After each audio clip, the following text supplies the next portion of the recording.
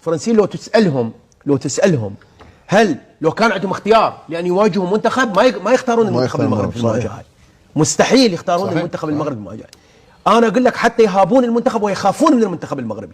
زين، انا اتصور واعتقد واجزم ايضا يعني لو كان لديهم اختيار مدرب ولاعبين في ان يواجهون منتخب اخر ما يختارون المنتخب نعم. المغربي. صحيح. زين، لانه صحيح. مواجهه صحيح. انا اشوفها نهائي مبكر حقيقه.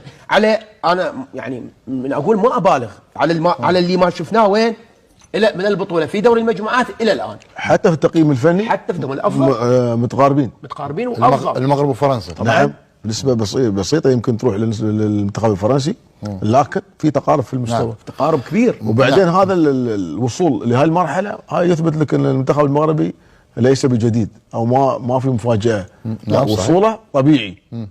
وتخطي اذا تخطى ان شاء الله المنتخب الفرنسي بعد طبيعي.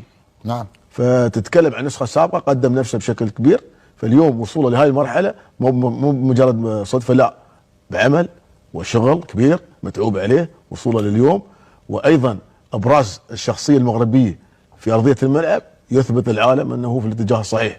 نتمنى ان شاء الله ان شاء الله المواصلة